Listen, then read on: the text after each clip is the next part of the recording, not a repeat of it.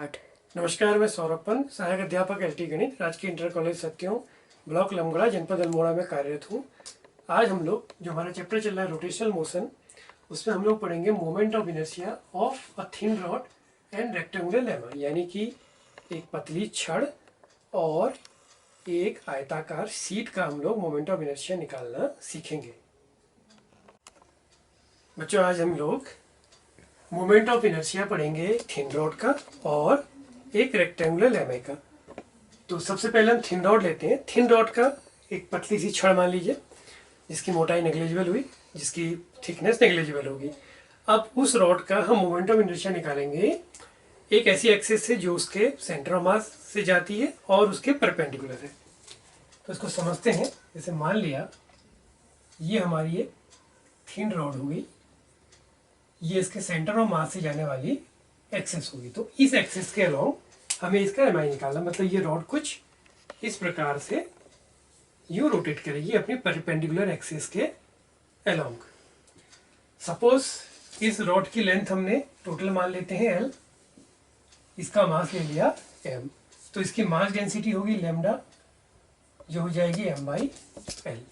अब ये चूंकि सेंटर है तो हाफ L/2 इधर हो गया, L/2 इधर हो गया।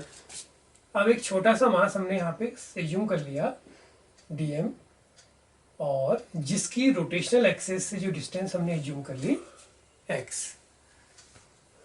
तो अब इसका मोमेंट ऑफ इनर्शिया अगर हम निकालेंगे इस एक्सिस के अलोंग, तो ये क्या हो जाएगा dm इंटू एक्स स्क्वायर। अब बात आई dm निकालने की, तो dm क्या होगा, तो dm को कैलकुलेट करते हैं। dm हो गया लैम्डा, और लेट इसकी थिकनेस अगर हम dx मान लें, जो छोटा सा हमने पार्ट लिया है, या उसकी लेंथ भी कह सकते हैं, इधर को जो कितनी होगी, इधर को जो लेंथ होगी आपकी ये वाली, वो उसकी dx होगी। तो लैम्डा इंटू dx, थिकनेस नहीं बल्कि उसकी विड्थ होगी। तो ये हो गया लैम्डा इंटू dx, या लैम्डा की जगह रख देंगे हम m/l इंटू dx। तो ये I आ गया इसका m/l into dx into x square. अब हमें पूरी रॉड का निकालना है, तो उसको इंटीग्रेट कर देंगे। इंटीग्रेशन की लिमिट होगी यहाँ से लेके यहाँ तक रॉड है, तो इसके कोऑर्डिनेट हम इस तरह से समझ लें। अगर ये एक्स एक्सिस के अलॉन्ग रख दें L/2, 0 और -L/2, 0, क्योंकि हम dx के अलॉन्ग या लेंथ के अलॉन्ग कर रहे हैं, तो ये -L/2 से +L/2। तो ये सॉल्व करेंगे तो हो जाएगा m/l कॉमन आ गया, एक्स स्क्वायर का इंटीग्रेशन x³/3 -L/2 से +L/2, तो m/l, और ये हो जाएगा L³/3 को बाहर ले लेते कॉमन, L³/8 -L³/8।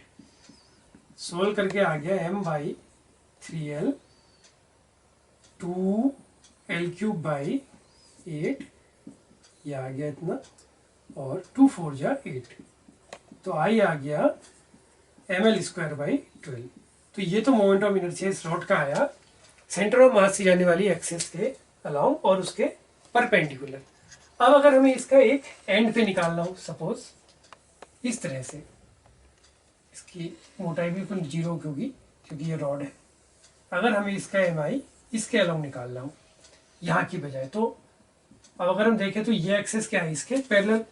इसका मीनिंग ऐसा हुआ कि जो ये रॉड है अब वो इस प्रकार से रोटेट कर रही होगी। पहले वो सेंटर के अलोंग कर रही थी, अब वो ऐसे रोटेट कर रही है। तो इसके अलोंग इसका मोमेंट ऑफ इनर्शिया लेट अगर हमने I1 मान लिया, तो पैरेलल एक्सिस थ्योरम के अकॉर्डिंग क्या था, I = ICM, और इन दोनों के बीच की डिस्टेंस क्या होगी L/2, तो m L/2 का स्क्वायर। सेंटर ऑफ मास के अलोंग है इसका mL²/12, और ये हो गया mL²/4। तो इसको सॉल्व कर लेंगे तो यह आ गया I1 = mL² + 3 mL²/12, या इसको और सिंप्लीफाई करेंगे तो ये हो जाएगा 4/4/12 mL², और ये हो गया सिंप्लीफाई हो गया ml²/3, यानी कि इस एक्सेस के अलॉन्ग ये उसका mi आ गया, वो आ गया ml²/3। तो बच्चों ये तो था पहला केस हमारा थिन रॉड के, हमने दो केस लिए, सेंटर ऑफ मास और वन साइड के अलॉन्ग, वो भी इसके परपेंडिकुलर थी। इसके बाद हम देखते हैं कि हमारे रेक्टेंगुलर लेमिना का जो mi होगा वो कितना होगा। बच्चों दूसरा केस हमारा है रेक्टेंगुलर लेमिना।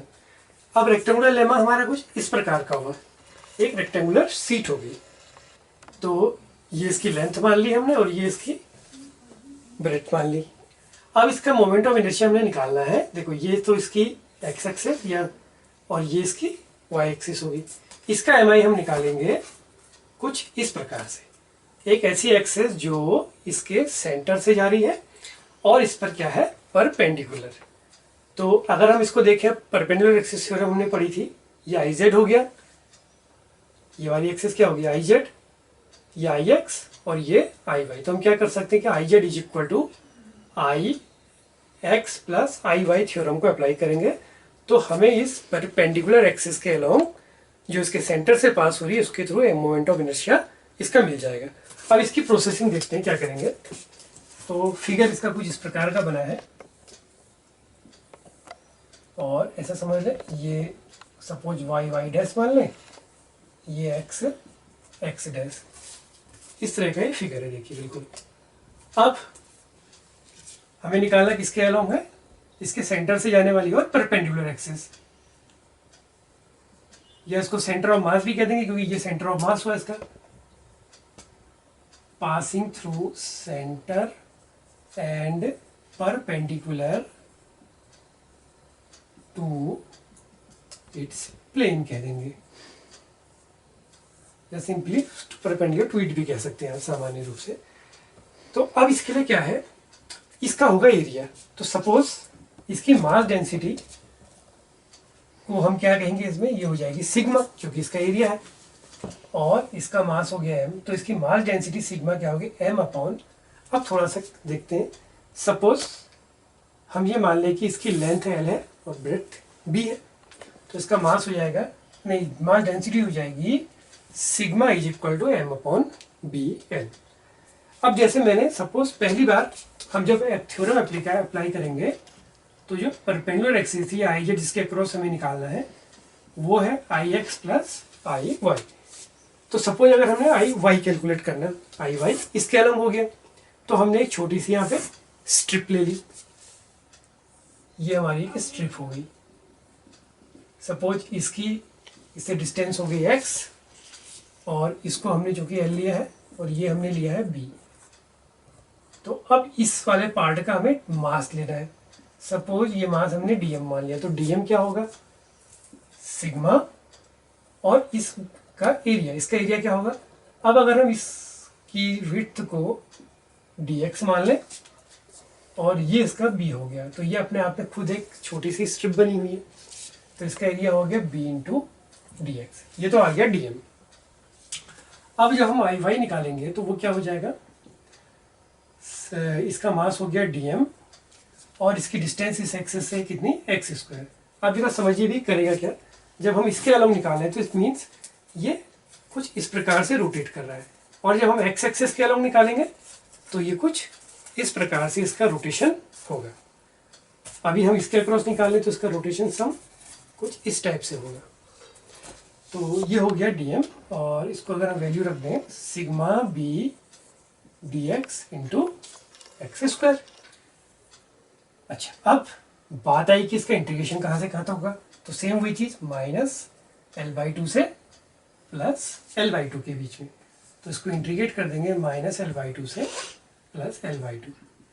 तो आई वाई आ गया सिग्मा बी, और ये तो कॉमन आ गया एक्स स्क्वायर का इंटीग्रेशन x³/3 माइनस l/2 से प्लस l/2, तो ये आ गया सिग्मा बी। 3 को कॉमन ले लें तो सेम वही जैसे हमारा रॉड का केस आया था, ये हो जाएगा l³/8 और ट्वाइस कर देते हैं इसको, और ये सॉल्व होके आ गया, ये कैंसिल। तो आई वाई आ गया सिग्मा बी l³ अपॉन 3। अब सिग्मा की जगह रख देते हैं m/bl, तो ये हो जाएगा, ये 4 3 या 12 हो गया। आई वाई इज इक्वल टू आ गया m/bl इंटू बी L³/12, ये कैंसिल, ये इतना आ गया, तो आई वाई आ गया ml²/12। सेम वही चीज आ गई। अब इसी तरह से अगली बार अगर हम एक्स एक्सेस के अलॉन्ग निकालेंगे तो आप एक स्ट्रिप को ऐसा एज्यूम कर लेंगे, या इसमें अगर समझाऊं मैं तो अगली स्ट्रिप ये वाली हो जाएगी।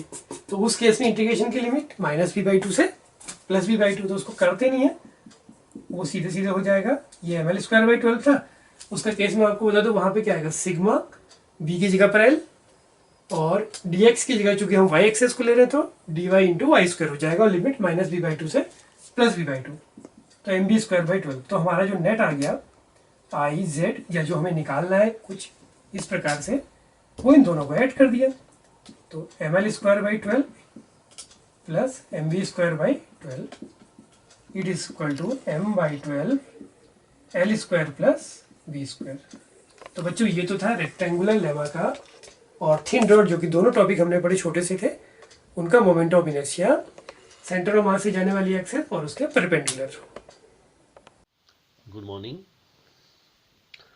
आज का हमारा कक्षा 9th का नया अध्याय शुरू होगा, जीव में विविधता। प्यारे बच्चों, जीव में विविधता सब चैप्टर को शुरू करने से पहले हमें विविधता शब्द को समझना बहुत जरूरी है। विविधता का अर्थ होता है असमानता, अंतर या विभिन्नता।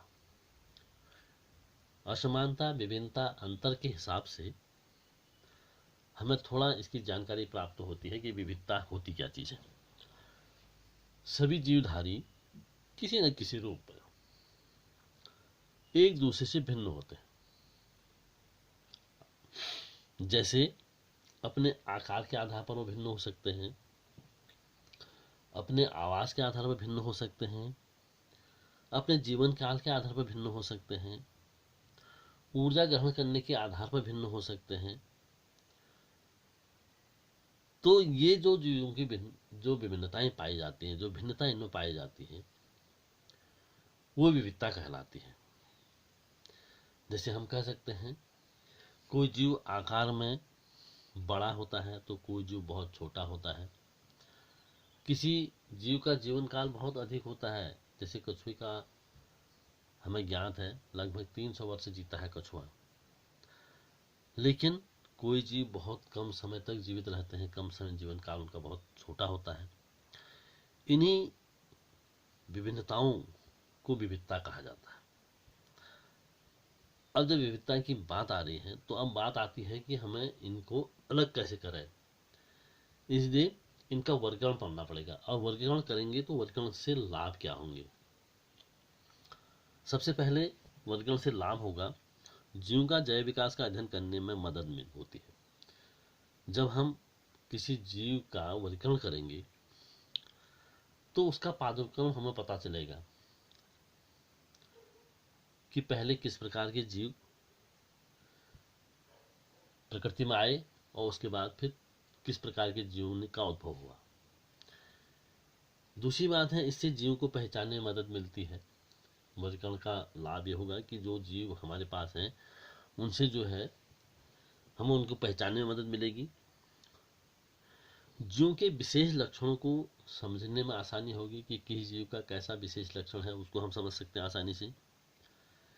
एक जीव के अध्ययन करने से उस जीव समूह के जितने भी जीव होंगे उनके बारे में आसानी से हम जानकारी हासिल कर सकते हैं। ये वर्गीकरण का लाभ होगा। जब वर्गीकरण हम करेंगे तो वर्गीकरण करने के उपरांत हमें उसका कुछ आधार भी मानना पड़ेगा, तभी जाके हम आजकल कर पाएंगे। तो जीव में उपस्थित समानताओं और विषमताओं के आधार पर जीव को समूह में रखना और उनका अध्ययन करना, या समूह से उनको अलग रखना, उनका अध्ययन करना। जीव का कोशिकीय संगठन या कोशिका की संरचना किस प्रकार की है और उनके कार्य किस प्रकार के हैं, ये उसका आधार हो सकता है। एक कोशिकीय जीव है या बहुकोशिकीय जीव है, ये उसका आधार हो सकता है। जीव के कोशिका में कोशिका भित्ति पाई जा रही है या कोशिका भित्ति नहीं पाई जा रही है, ये भी उसका एक आधार हो सकता है। जीव प्रकाश संश्लेषण क्रिया करने में सक्षम है या जीव प्रकाश संश्लेषण की क्रिया नहीं कर सकता है, ये भी उसका एक आधार बन सकता है। इन्हीं आधारों को आधार मानते हुए वर्गीकरण करना एक संभव होगा। अब बात आती है वर्गीकरण और जैव विकास। सभी जीवधारियों को उनकी शारीरिक संरचना और कार्य के आधार पर पहचाना जाता है। यह आप सभी लोग जानते हैं। जिस प्रकार की वो शारीरिक संरचना होगी और जिस प्रकार के उसके कार्य होंगे, उस प्रकार से हम उसको आसानी से पहचान सकते हैं और उनका वर्गीकरण कर सकते हैं। शारीरिक बनावट में कुछ लक्षण अन्य लक्षणों की तुलना में ज़्यादा परिवर्तन लाते हैं। इसमें समय की भी बहुत महत्वपूर्ण भूमिका होती है। अतः जब कोई शारीरिक बनावट अस्तित्व में आती है तो यह शरीर में बाद में जो होने वाले कई परिवर्तन हैं उनको प्रभावित करती है। दूसरे शब्दों में हम ये कह सकते हैं कि शरीर की बनावट के दौरान जो लक्षण पहले दिखाई देते हैं, कोई भी शरीर की बनावट अगर बन रही है और उसका जो पहले लक्षण दिखाई दे रहा है वही उसका लक्षण मूल लक्षण कहलाता है या मूल लक्षण के रूप में उसको जाना जाता है। अब बात आती है जैव विकास की। अब तक जीव में जो निरंतर परिवर्तन हुए, जीव में जितने भी परिवर्तन क्रमिक रूप से निरंतर हुए हैं, वे सभी परिवर्तन उस प्रक्रिया के स्वाभाविक परिणाम होते हैं या हैं जो उनके बेहतर जीवन यापन के लिए आवश्यक थे। जीव में यह परिवर्तन ही जैव विकास कहलाता है। अर्थात दूसरे शब्दों में हम ये कह सकते हैं कि जीव में क्रमिक तथा निरंतर होने वाले परिवर्तन जो उनके जीवन यापन के लिए नई परिस्थिति में अपनी उत्तरजीविता को बनाए रखने में सक्षम रहता है, मदद करता है, जैव विकास कहलाता है। जैव विकास की अवधारणा को सबसे पहले जो है हमारे वैज्ञानिक चार्ल्स डार्विन महोदय ने 1859 में एक पुस्तक उन्होंने लिखी थी, द ओरिजिन ऑफ स्पीसीज में इसको दिया। तो जैव विकास के अवधारणा के आधार पर जीवों को दो प्रकारों में विभक्त किया जाता है। एक तो ऐसे जीव होते हैं जो आदिम जीव कहलाते हैं या निम्न जीव जिनको कहा जाता है। एक ऐसे जीव होते हैं जो उन्नत जीव कहलाते हैं या उच्च जीव कहलाते हैं। तो दो तरह के जैव विकास के अवधारणा के आधार पर दो भागों में इसको बांटा गया। निम्न जीव या आदिम जीव, कुछ जीव समूह की जो शारीरिक रचना है वो प्राचीन काल से लेकर वर्तमान तक उनमें कोई खास परिवर्तन नहीं हुए हैं, तो ऐसे जीवों को आदिम जीव या निम्न जीव कहा जाता है।